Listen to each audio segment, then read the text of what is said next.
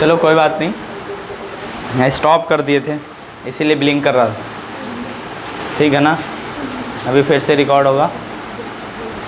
चलिए, अच्छा कोई बात नहीं है, पार्ट 2 इसी का हो जाएगा ना। चलो समझोगे पार्ट 2 में चला जाएगा, तो घबराने की बात नहीं, मिक्स कर सकते हैं, ऐसी बात नहीं, कर देंगे। उसमें एकदम टाइम टू टाइम जोड़ना पड़ता, ठीक है ना। करते कुछ नहीं, सीधे सीधे अपलोड घर पे जाएगा, वहाँ पे जाएंगे अपलोड हो जाएगा।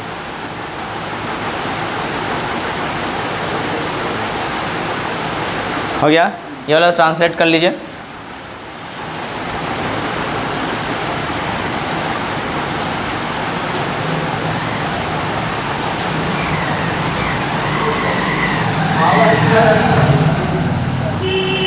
चलिए एक सेंटेंस आप दे रहे हैं, आप डिसाइड करो। वह पटना पहुंच चुका होगा, पहुंच चुका होगा।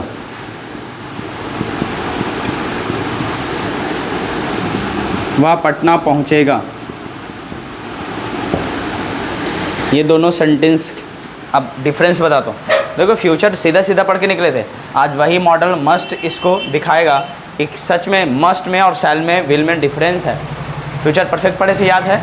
ऐसे नहीं पढ़ाए थे चुका होगा चुकी होगी तो समझोगे क्या है फ्यूचर परफेक्ट। आज बताइए वह पटना पहुंच चुका होगा, क्या ये सेंटेंस आपको लग रहा है प्रेडिक्शन करे स्ट्रॉन्ग का कि पहले पहुंच चुका होगा? तो अगर आपको स्ट्रॉन्ग प्रेडिक्शन दिखाना पास्ट का कि पहुंच चुका होगा, बहुत टाइम हो चुके होंगे, तो आप किससे ट्रांसलेट करोगे? He must have reached Patna. समझ रहे हैं? अगर आपको लगेगा कि हाँ मस्ट हैव लगाएंगे, समझे? क्या लगाओगे? He must have, he must, उसके बाद क्या लगाओगे? Have reached Patna, reached Patna. समझे?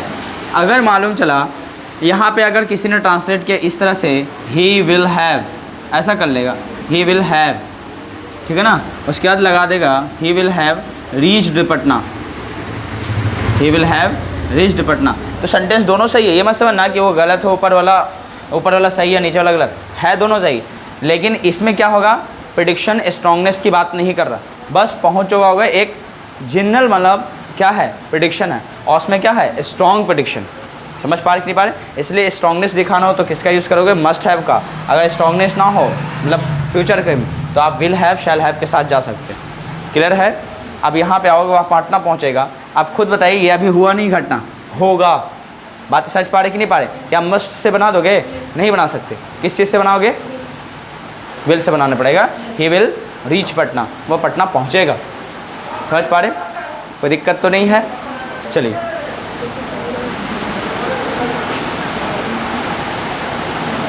हाँ, ये वाला क्या बनाएं? वे लोग मेरे बारे में सुने ही होंगे, तो क्या लगाओगे? They must have heard about me, they must have heard about me.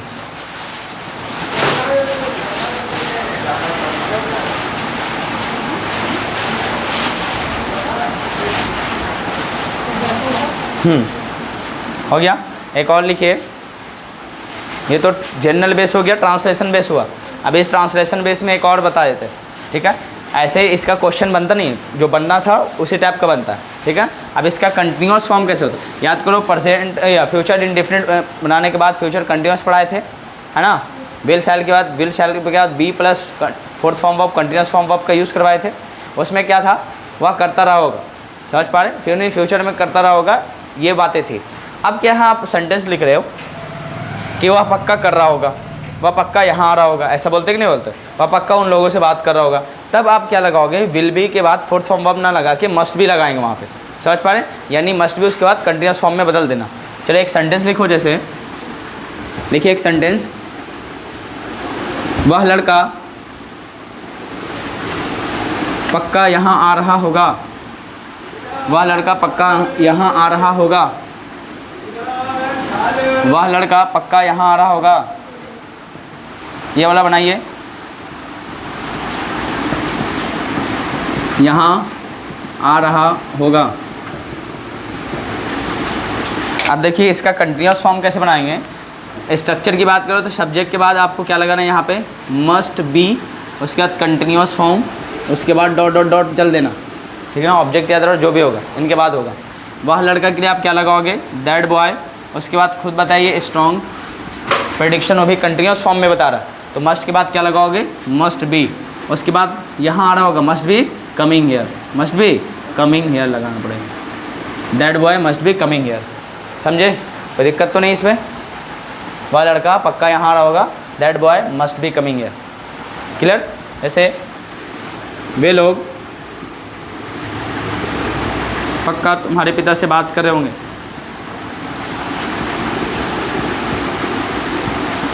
पिता से बात कर रहे होंगे, बनाइए।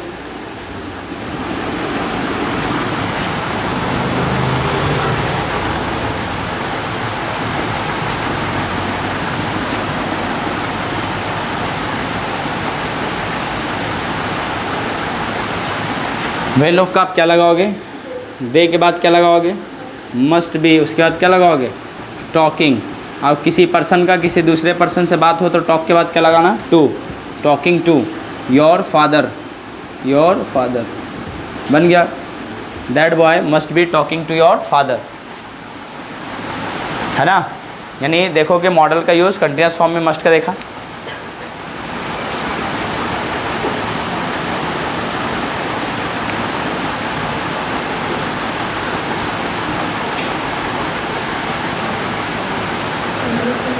कोई दिक्कत तो नहीं इसमें।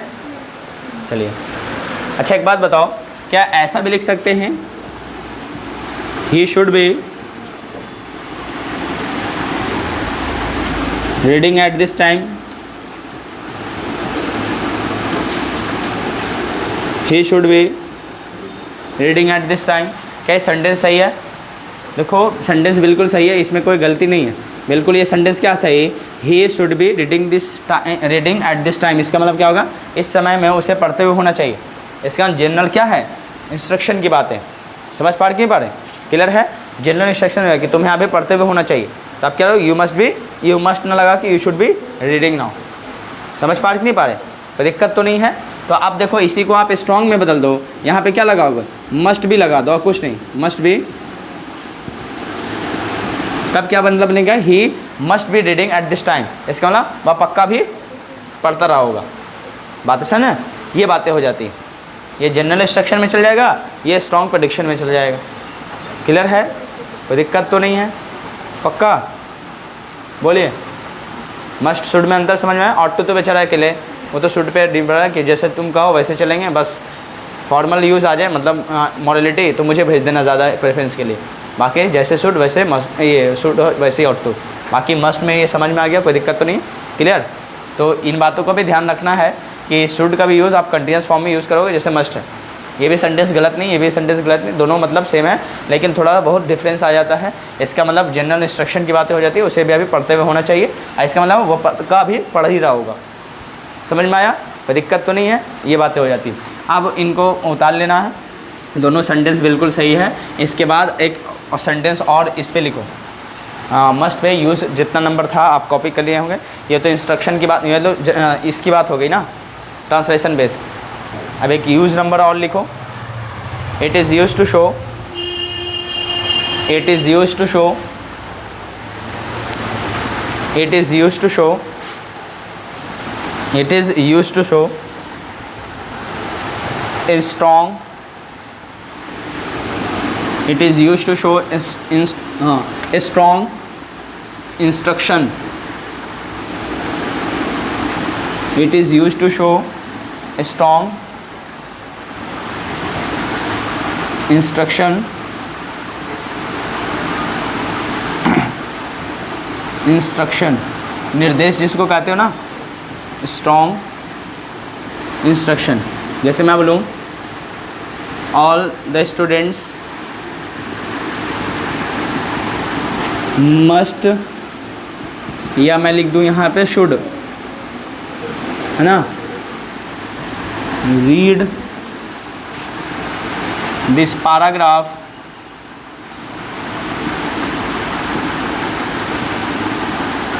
before solving द क्वेश्चंस इसका मतलब देखो ऑल स्टूडेंट्स, एक लिखा है शुड, एक जगह मस्ट। देखो शुड भी सही है, मस्ट भी सही है, लेकिन यहाँ पे ज़्यादा आप क्या लगाओगे, मस्ट को प्रेफरेंस देना। क्या लगाओगे, ऑल स्टूडेंट मस्ट रीड, मतलब पक्का सभी स्टूडेंट को पढ़ना ही चाहिए दिस पैराग्राफ, इस पैराग्राफ को बिफोर सॉल्विंग द क्वेश्चंस। इसका मतलब क्वेश्चंस को सॉल्व करने से पहले ही इस पैराग्राफ को क्या करना चाहिए, पक्का पढ़ लेनी चाहिए, जो भी जनरल इंस्ट्रक्शन दिया हुआ।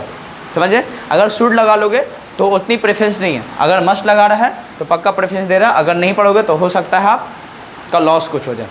समझ पा रहे कि नहीं पा रहे, कोई दिक्कत तो नहीं है। अगर शुड लगा है तो गलती मीनिंग नहीं आएगा, लेकिन जो प्रोबेबिलिटी होता है ना वो घट जाती है बस। ठीक है, दिक्कत की बात नहीं। चलिए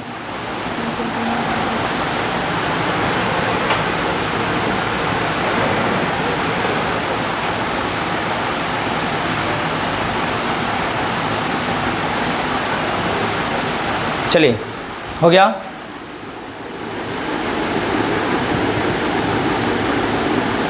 ही शुड हैव मनी,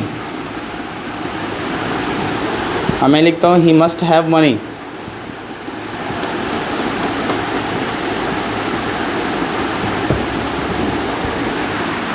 बोलो सेंटेंस सही है, दोनों में से कौन सा सही है? नंबर 1 सेंटेंस सही है कि नंबर 2? हाँ देखिए सेंटेंस तो है दोनों सही, ये मत समझना फिर गलती है ना। इसमें क्या हो जाएगा, ही शुड हैव मनी, उसके पास पैसा होना चाहिए, जनरल इंस्ट्रक्शन की बात है। इसमें क्या है, ही मस्ट हैव मनी, उसके पास पक्का पैसा होगा ही होगा। स्ट्रॉन्ग प्रेडिक्शन की बात हो गई। बातें समझ पा रहे? जैसे मैं बोलूँ he must be a teacher, इसका मतलब वह पक्का एक शिक्षक होगा। अब मैं बोलूँ he should be a teacher, इसका मतलब होगा उसे शिक्षक होना चाहिए, जनरल इंस्ट्रक्शन हो गया। बातें समझ पा रहे कि नहीं पा रहे? क्या दोनों सेंटेंस सही है? बिल्कुल सही है। नंबर 3 कर लो और नंबर 4 कर लो, सेंटेंस दोनों गलत नहीं है, दोनों सही है, लेकिन मीनिंग अलग अलग है। बोलिए क्लियर हुआ, कोई दिक्कत? तो मस्ट हैव कैसे हुआ समझिए, शुड हैव के रिलेट कर लिया और मस्ट भी रिलेट कर लिया शुड भी से। ठीक है ना, कोई दिक्कत तो नहीं। अब मस्ट जैसे शुड भी पढ़े थे, मस्ट भी पढ़ लिए, जैसे शुड हैव पढ़े थे वैसे मस्ट हैव पढ़ लिए, दोनों को रिलेट कर लिए, क्या मीनिंग आएगा समझ में आ गया। कोई दिक्कत तो इसमें नहीं होगा। चलिए हटाया जाए इसको, सॉल्व दोनों को क्वेश्चन उतार लेना, ये दोनों सही है अपनी जगह पे, मीनिंग अलग अलग है।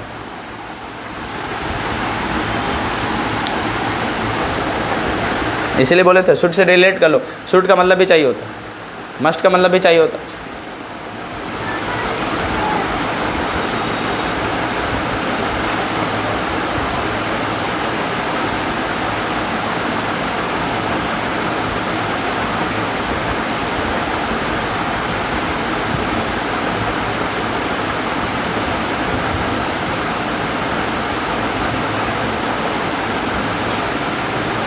चलिए हो गया। अगला हेडिंग डालिए use of used to, use of used to.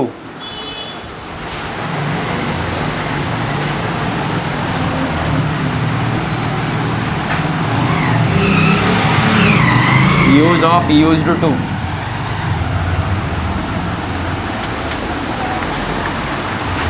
Heading डालिए यूज्ड ऑफ यूज्ड टू। चलिए यूज नंबर 1 लिखे, it is used to show past habit, it is used to show past habit. ऐसे पास्ट एंड डिफरेंट में पढ़ के आए, आज इसको पूरा डिटेल में पढ़ाएंगे, समझे। Use of used to, use number 1 it is used to show past habit, और हिंदी में क्या लिखेंगे, इसका प्रयोग भूतकाल के हैबिट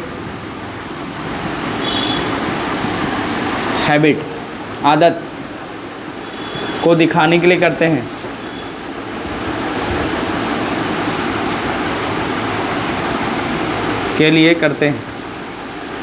चलिए हो गया।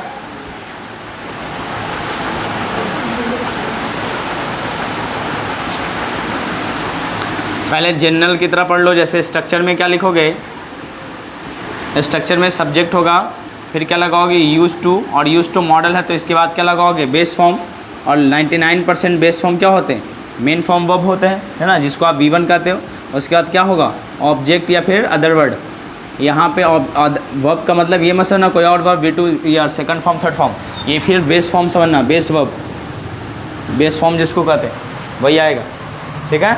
जैसे मैं बोलूँ वह मस्जिद जाया करता था, वह मस्जिद जाया करता था या जाता था,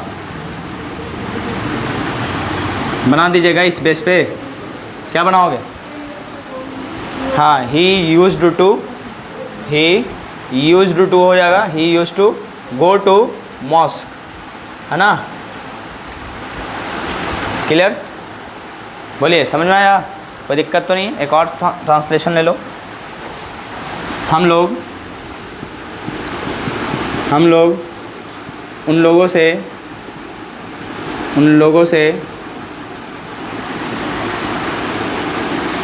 बात करते थे। क्या बनाओगे, हम लोग का क्या लगाओगे, वी, उसके बाद क्या लगाएंगे, यूज्ड टू हो जाएगा, उसके बाद क्या लगाएंगे, टॉक टू देम। बहुत अच्छा, गुड, बन गया। चलिए, अब ये तो हो गया पास्ट हैबिट कैसे होता है। अब खुद इसका फटाफट आप नेगेटिव बना लोगे, हाँ, बन जाएगा ना। इंट्रोगेटिव आप बनाओगे, पहला सेंटेंस और दूसरा, पहले तो स्ट्रक्चर बना लेना, फिर यानी 3-3 4-4 लाइन का गैपिंग देना, एक लाइन 2 लाइन के लिए ये, दूसरा लाइन के लिए ये, तीसरा लाइन के लिए, और सीधा ट्रांसलेशन। इंट्रोगेटिव भी आपको बनाना है, इंट्रोगेटिव प्लस नेगेटिव भी आपको बनाना है। इंट्रोगेटिव अब प्लस में क्या बनाना है, नेगेटिव भी आपको खुद बनाना है, ठीक है।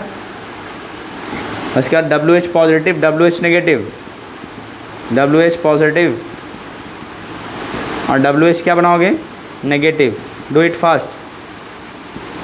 एंड DYS लगा लें, DYS मतलब डू योर सेल्फ, करो जल्दी। फिर यूज नंबर 2 लिखिए, और यूज नंबर 2 समझदारी से काम लेना पड़ेगा, ये तो जानते हो यूज नंबर 2 इम्पोर्टेंट है।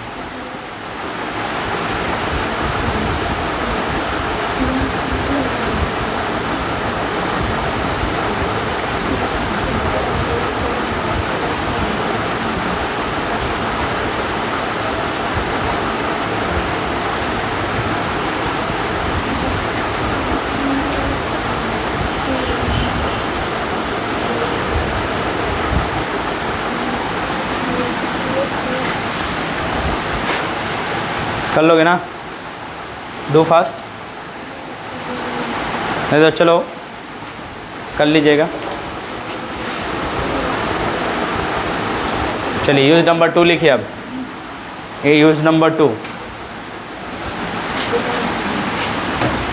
यूज नंबर 2,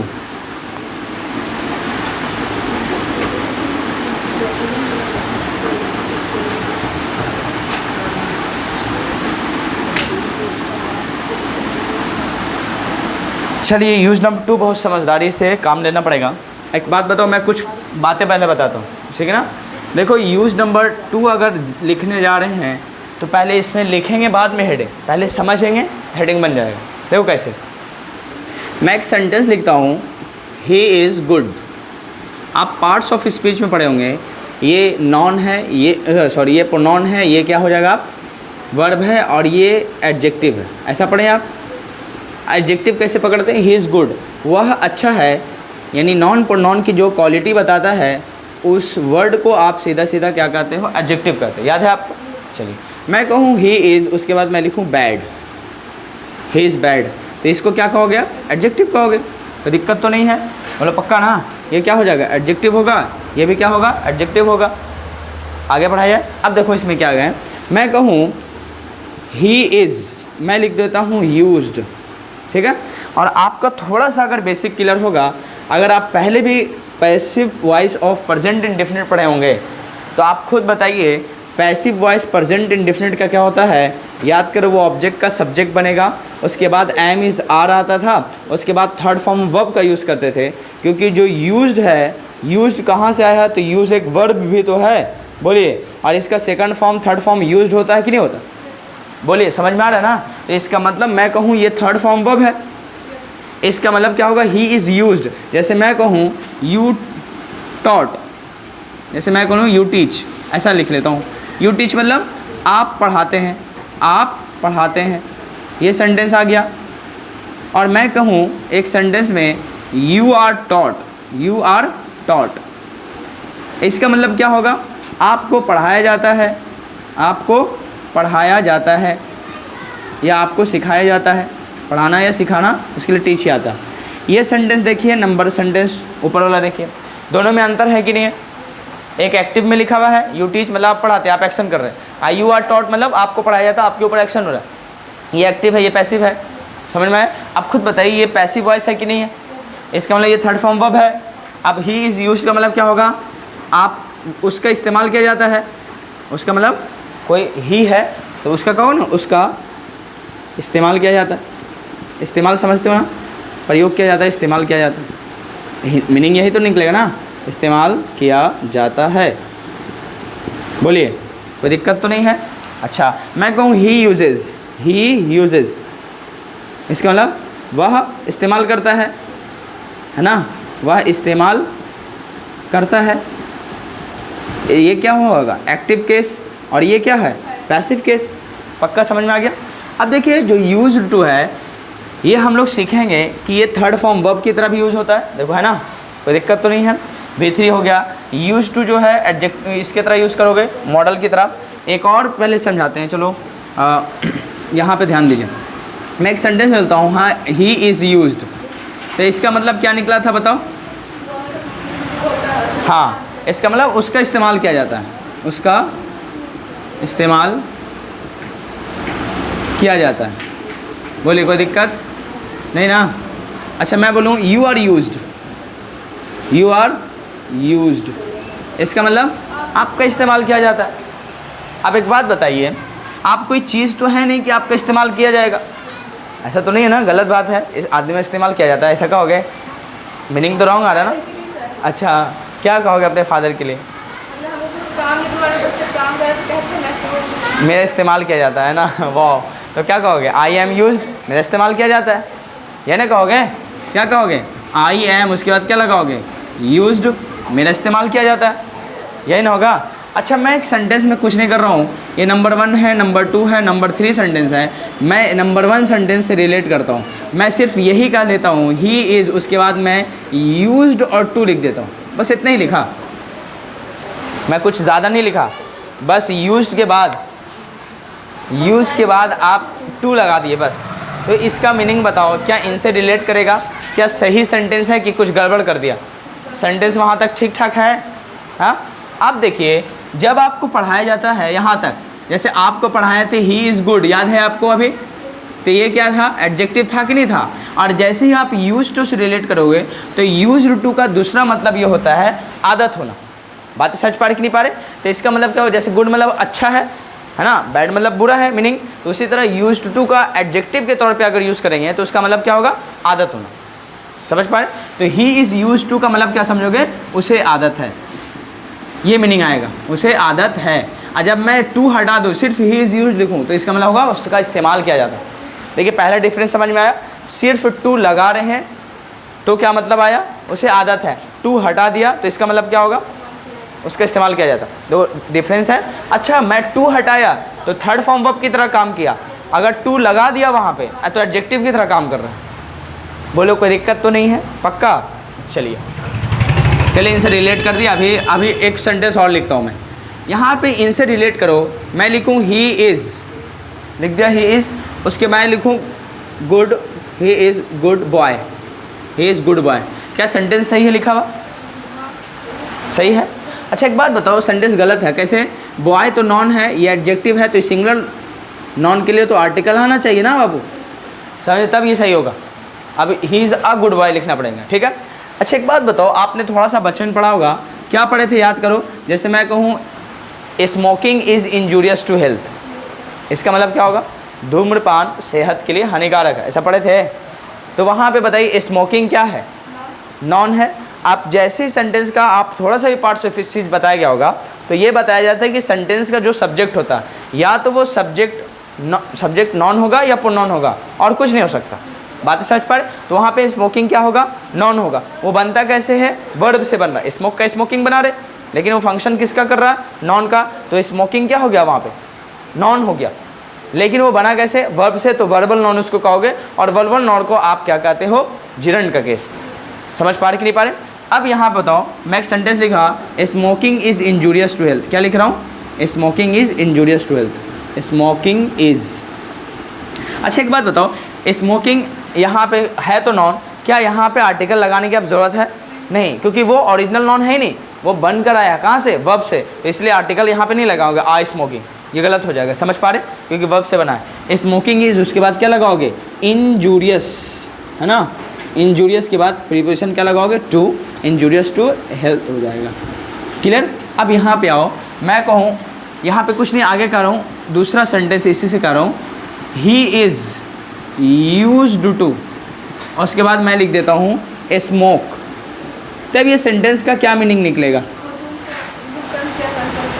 हाँ, वह धूम्रपान क्या करता था, रॉन्ग मीनिंग, गलत। अच्छा देखिए, पहले डिसाइड कीजिए, ये सर आप खुद बताओ, यहाँ पे ही इज़ यूज्ड आ गया। अगर यहाँ पे मैं लूँ ही इज़ यूज्ड, इसका मतलब क्या होगा, उसका इस्तेमाल किया जाता है, यही ना होगा, हाँ यही ना होगा। मैं कह रहा हूँ ही इज़ यूज्ड, अगर इतना लिखा तो क्या समझोगे आप, उसका इस्तेमाल किया जाता। मैं कहूँ टू स्मोक, जब भी आप यहाँ से यहाँ तोड़ दिए तो इसका मतलब होगा वर्ब यहाँ तक है ना, थर्ड फॉर्म वर्ब, और यहाँ ये इन्फिनेटिव बन गया। Two plus first form verb क्या होगा, इन्फिनेटिव, मतलब ये क्या है, मेन फॉर्म वर्ब की तरह फंक्शन कर रहा है। ही इज़ यूज, उसका इस्तेमाल किया जाता है। टू स्मोक, इसका मतलब धूम्रपान करने में, ये मीनिंग आएगा। क्या सेंटेंस सही है? ऐसा कोई कह सकता है he is used to smoke? गलत है ना, इसलिए सेंटेंस क्या हो जाएगा, गलत। क्यों, वर्ब नहीं चाहिए। अब इसको सही आप ऐसा कर लो, या हो सकता है आप ऐसा कर सकते हो, यहाँ पे ही की जगह इट प्रोनाउन लगा सकते हो, इट का लगा सकते हो कि इट वहाँ पे कोई थिंग्स है, किसी को रिलेट करा, तो it is used to smoke. इसका इस्तेमाल स्मोक के लिए किया जाता है, धूम्रपान के लिए किया जाता है। मुझे चाहिए इसका मीनिंग कि उसे धूम्रपान की आदत है, तो आप खुद बताइए, ही इज़ यूज्ड टू तो लिखना पड़ेगा यहाँ तक, बोलो तब नहीं मतलब आएगा, उसे आदत है, यहाँ तक तो आएगा ना। अगर टू हटा देंगे तो मीनिंग क्या आएगा, ही इज़ यूज्ड, उसका इस्तेमाल किया जाता है, और जब टू लगा दिया तो उसे आदत है। और ये बताइए एडजेक्टिव की तरह काम कर रहा है, तो एडजेक्टिव अभी बताएं, देखो इसके बाद नॉन का केस आया, और ये तो बताओ ओरिजिनल में नॉन है, इसीलिए इसको आर्टिकल सिंगुलर है तो चाहिए, जबकि यहाँ पे इसको अगर नॉन बना रहे हो, उसे धूम्रपान किया जाता है, धूम्रपान के लिए क्या लगाओगे, स्मोक लगाओगे, कि वहाँ पे स्मोकिंग लगाना पड़ेगा, स्मोकिंग यहाँ पे लगाना पड़ेगा, तब ये सेंटेंस होगा।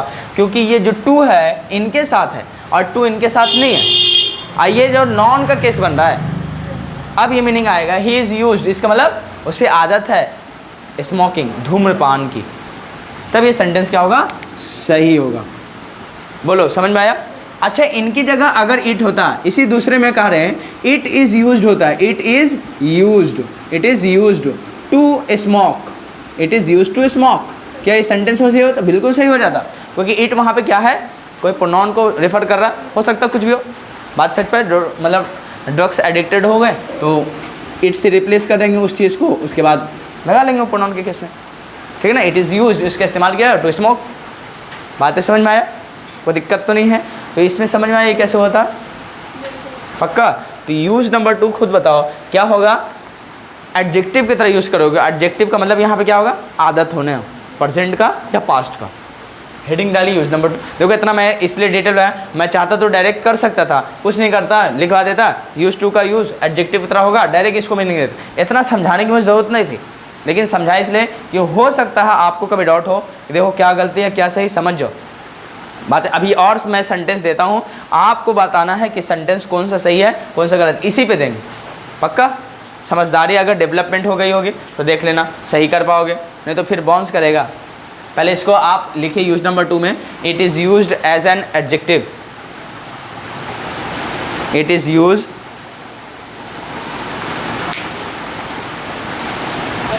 it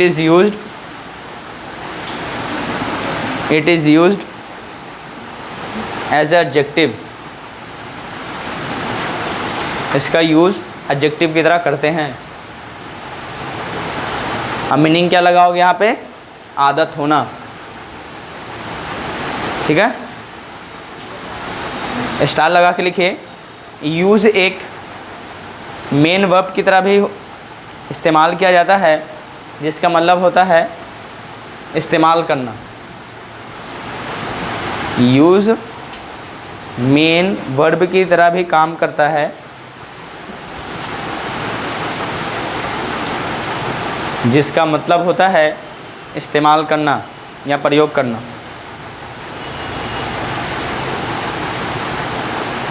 ठीक है, चलिए इसको कॉपी कीजिए। कैसे कॉपी करोगे मालूम चला? पहले यहाँ से स्टार्ट करोगे। He is good adjective, he is bad adjective, है ना। वह बुरा है, वह अच्छा है, यहाँ पे एडजेक्टिव का यूज़ हुआ। मैं फिर क्या लिखा था? ही इज़ यूज्ड, इसका मतलब होगा उसका इस्तेमाल किया जाता है, हो ना। देखो लिखा हुआ भी, ही यूजेज, वह इस्तेमाल करता है। ये पैसिव है, ये एक्टिव है, यहाँ पे थर्ड फॉर्म वर्ब है, ये फिफ्थ फॉर्म वर्ब है। बताए थे ना। ऐसे ऐसे जल्दी करके लिखो, और वर्ब की तरह V2 V3 यूज होगा। पहले इतना कॉपी कीजिए यहाँ से।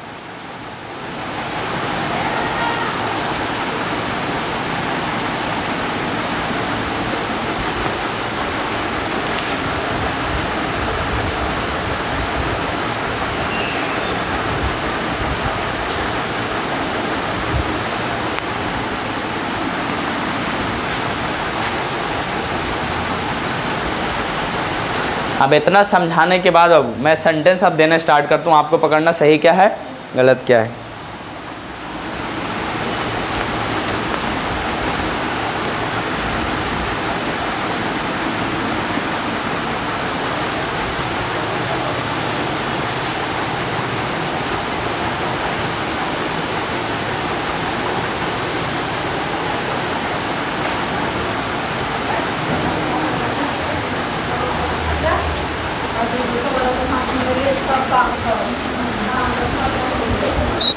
चलो ठीक है, अब मैं सेंटेंस दे रहा हूँ, आपको पकड़ना कौन सा सेंटेंस सही है, कौन सा सेंटेंस गलत है। देखो एम इज़ आर की जगह वाज वाज का भी आप यूज़ कर सकते हो यहाँ पे। जैसे मैं बोलूँ उसे आदत थी, तो ही इज़ यूज्ड टू भी कर सकते हो। ही इज़ यूज्ड टू, इसमें मतलब उसे आदत थी। जैसे वह बुरा था तो ही वाज बैड हो जाएगा, वह अच्छा था ही वाज गुड। तो इसी तरह उसे आदत थी तो ही वाज यूज्ड टू हो जाएगा। समझ पा रहे? अब चलिए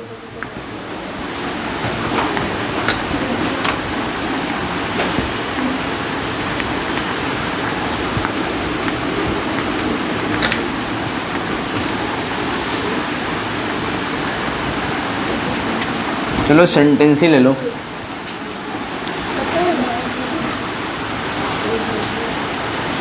आई am used to work hard. बोलिए सेंटेंस क्या सही है? I am used to work hard. आप खुद बताइए, जैसे यहाँ पे फर्स्ट फॉर्म वर्ब लिखे तो समझना टू इनके बाद साथ चला गया, समझ में आया। और ये क्या हो गया? थर्ड फॉर्म वर्ब हो गया, ऐसा समझना। क्लियर? अगर यहाँ पे जिडंट का केस फोर्थ फॉर्म वर्ब मिला, फोर्थ फॉर्म नहीं नॉन कहते उसको, तो आप यहाँ पे समझ जाना टू इनके साथ है, और वहाँ पे समझ जाना एडजेक्टिव की तरह फंक्शन कर रहा। यहाँ पे देखिए आई एम यूज्ड, इसका मतलब मेरा इस्तेमाल किया जाता टू वर्क हार्ड, मेहनत करने के लिए। वाह, ऐसा हो सकता है? तो सेंटेंस क्या हो जाएगा? रॉन्ग। बोलिए समझ में आ रहा है? अब यहाँ पे बताओ क्या सेंटेंस का एरर है, तो गलती क्या सुधारोगे आप? या तो हो सकता आप इन्हीं को ख़त्म कर दो, आई यूज टू वर्क हार्ड, मैं मेहनत किया करता था, सेंटेंस हो गया। अब जैसे हम ऐसा इसको सुधारेंगे, आई एम हटा देंगे तो क्या लगेंगे? Used to work hard. इसका मतलब क्या होगा? मैं मेहनत करता था, हो ना। पास्ट हैबिट ये मॉडल बना, इस मॉडल के बाद क्या लगा दिया? बेस फॉर्म, सेंटेंस सही हो गया। दूसरा इसका एरर ये ऐसा सुधार सकते हो, या तो आई एम रखो, समझ पा रहे, यूज टू रख रहा है तो रखो, फिर जब ये इनको एडजेक्टिव आप बना रहे हो तो इनके साथ क्या चाहिए? फिर नॉन का केस, तो ये नॉन बनाने के लिए क्या बनाओगे आप? वर्किंग लगाना पड़ेगा, तब ये बनेगा वर्किंग हार्ड। बोलो समझ में आ रहा है? तब ये दूसरा सेंटेंस सही होगा। इसका मतलब क्या होगा? I use to work hard, मैं मेहनत करता था। I am use to working hard, मुझे मेहनत करने की आदत है, ये मीनिंग आएगा। समझे? कोई दिक्कत तो नहीं है? बोलो। अच्छा चलिए, अच्छा एक सेंटेंस और है यहाँ पे, अब इनको सुधारिए आप।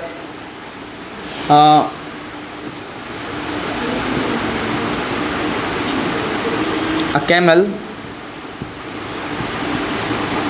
is used to carry heavy loads। क्या ये सेंटेंस सही है या कोई गलती है, एरर है उसमें? A camel is used to carry heavy loads, भारी सामान जिसको कहते हैं heavy loads।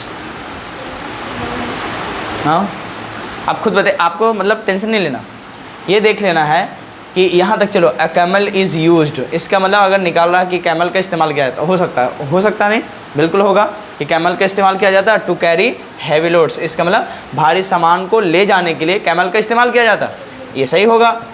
बातें समझ पा रहे, इसमें कोई एरर नहीं है, समझ में आया? अच्छा ऐसा हो जाएगा अ कैमल, उसके बाद मैं लिखूँ इज़ यूज्ड टू, उसके बाद यहाँ पे कैरिंग कर लिया, कैरिंग हैवी लोड्स। बताओ ये सेंटेंस आप सही है? फिर से देखो आप कहाँ तक चलो, जैसे कैरिंग मिला नॉन का केस, यहाँ ये क्या हो गया एडजेक्टिव, निकालो meaning. A camel is used to, इसके मतलब कैमल को आदत होती है, कोई भी कैमल है उसको आदत होती है कैरिंग हैवी लोड्स, भारी सामान ले जाने को। सही बात है, राजस्थान में ले जाते, समझ में आया? तो सेंटेंस ऊपर वाला भी सही है, नीचे वाला भी सही है। इसका मतलब आप रट्टा मत मान लेना कि यूज्ड टू है तो यहाँ पे क्या लगाएं, बिफोर, और ये वाला केस ढूंढे। ये ऊपर वाला भी सही है, देखो नहीं लगाएं, ये वर्ब की तरह काम कर रहा कि नहीं कर रहा, समझ पा रहे? अच्छा नहीं, यहाँ पे हो गया कैमल इज़ यूज्ड टू, उसके बाद क्या लगाओ कैरी हैवी लोड्स। यहाँ पे क्या करोगे, इन्फिनेटिव की तरह काम कर रहा है, ये दोनों मिला के। और यहाँ पे क्या कहोगे, जिरंड की तरह काम कर रहा है, जिसको आप क्या कहोगे नॉन। मुझे उम्मीद है ये क्लियर हो गया होगा, पक्का कॉपी कीजिए।